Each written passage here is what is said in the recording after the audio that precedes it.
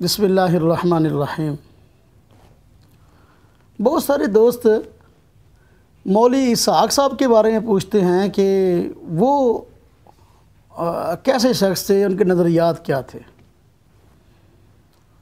مولوی اسحاق صاحب ہمارے یہاں فیصل آباد کے رہنے والے تھے۔ جی ٹی ایس سے آگے جھال ہے، وہاں جھال میں قریبی ایک مسجد ہے جس کا نام کریمیہ مسجد اہل حدیث ہے، تو وہاں امام خطیب تھے۔ تو یہ وہ شخص ہیں جو اپنے نام کے ساتھ مفتی بھی لکھتے تھے، بلکہ مفتی اعظم اس کے نام کے ساتھ لکھنا شروع کر دیا لوگوں نے۔ حالانکہ مولوی اسحاق صاحب وہ شخص ہیں، مفتی تو کیا، بیچارے کسی مدرسے میں بیچارے پڑھنے کے لیے گئے ہی نہیں۔ ان کے حالات میں خود لکھا ہے، یہ میرے پاس خطبات اسحاق موجود ہے، اور اس کے شریف میں لکھا ہے بعض آپ تک کہیں پڑھا ہی نہیں بیچارے نے۔ تو جو کسی مدرسے میں گیا ہی نہیں، قرآن اور سنت کے سے پڑھا ہی نہیں، پھر آگے پڑھانا تو بعد کا مسئلہ، تو نصیب ہی نہیں ہوا، تو اس کے نام کے ساتھ مفتی اعظم لکھا جا رہا ہے۔ یہ بہت بڑا دھوکہ ہے۔ تو میں تو اس بات پہ افسوس کرتا ہوں، جو اہل حدیث کہلانے والے ہمارے علماء ہیں، ان کو بھی چاہیے کہ بھئی اس بندے کو ممبر پہ بٹھائیں جو باضابطہ دین پڑھا ہوا ہو۔ جو صرف ہمارے خلاف بولنا جانتا ہو تو اس کو مولوی بنا کر جب آپ عوام کے سامنے پیش کر دیں گے تو پھر نتائج کچھ اور ہی ہوں گے جو ہوئے۔ بعد میں یہ خود پریشان ہوئے، اس نے کیا کہنا شروع کر دیا۔ اب مولوی اسحاق صاحب وہ آدمی تھے، خطیب تھے اہل حدیثوں کی مسجد میں، اور ساری کی ساری ترجمانی کرتے تھے شیعہ حضرات کی،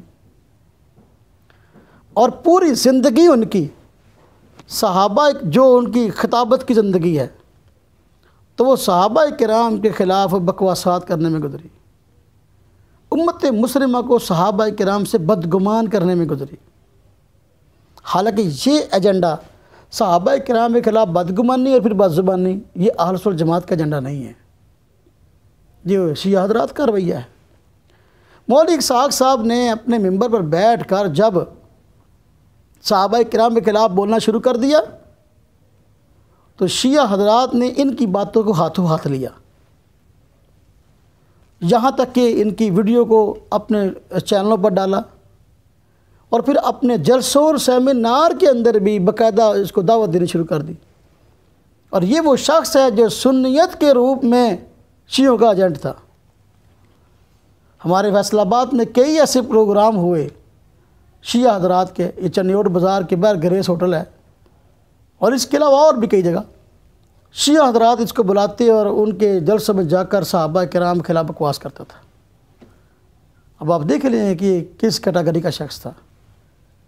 اور پھر آپ دیکھیں یہ صحابہ کرام میں اتنا بڑا دشمن تھا کہ شیعہ حضرات کو اس کی تقریریں اتنی پسند آئیں کہ وہ ساری اکٹھی خطبات اسحاق کے نام سے چھاپ دی۔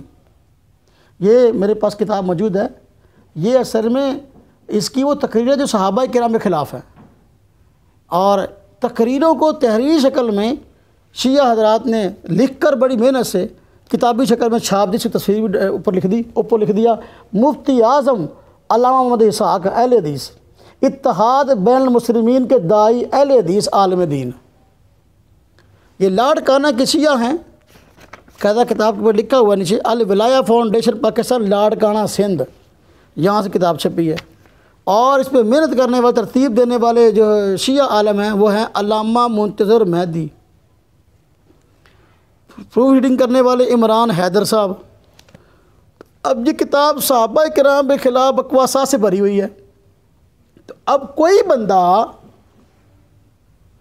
اگر ان کو سنی سمجھتا ہے تو اس کی بہت بڑی غلط فہمی ہے۔ تو یہ پرانا طریقہ رہا ہے کہ بعض لوگ سنیوں کے اندر گھس کر شیعہ حضرات کی حمایت میں صحابہ کرام پر اعتراض کرتے رہے ہیں، تاکہ لوگوں کو، شیعہ حضرات کو بھی دوسروں کو موقع مل جائے بات کرنے کا کہ دیکھو جی یہ سنی عالم ہو کر جو ہے صحابہ کرام کے خلاف بات کر رہے ہیں، معلوم ہوا کہ صحابہ واقعی ایسے تھے۔ تو یہ پوری زندگی کی اس کی محنت ہے کہ اس نے صحابہ کرام پر چن چن کے باتیں ادھر ادھر کی جھوٹی لے کر اس نے تنقید کی ہے۔ یہ اس کا اصلی چہرہ ہے۔ اس نے اس پر جو ہے نا ایک رسالہ بھی لکھا واحد امت کے نام سے، اور اس میں اس نے کہا کہ جو بھی کلمہ پڑھتا ہے مسلمان ہے، جو بھی کلمہ پڑھتا ہے مسلمان ہے۔ یہ دیکھیں، یہ واحد امت، اس کا صفحہ نمبر جو ہے 19 ہے۔ اختلاف کے باوجود ہر کلمہ گو مسلمان ہے۔ تو ہم مسلمان کو کافر نہیں کہتے، یہ بہت بڑا جرم ہے، لیکن جو کفریہ نظریات رکھتا ہو اس کو مسلمان کیسے مانے؟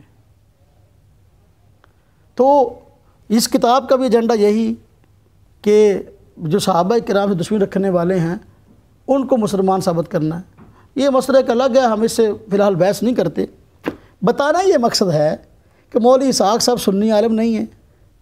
مولوی اسحاق صاحب جو باتیں کرتے ہیں وہ ساری کے ساری شیعہ حضرات کی حمایت میں کرتے ہیں، اور ان کے ایجنٹ تھے، ساری زندگی انہوں نے شیعہ حضرات کے ساتھ ہم نمائی میں گزاری ہے، اور شیعہ حضرات کی کتابوں کے حوالے دینا اور ان کو داد دینا ان کا پسندیدہ مشغلہ تھا۔ تو ساتھ اس بات کو نوٹ کریں تاکہ کسی قسم کی ان کو غلط فہمی نہ ہو۔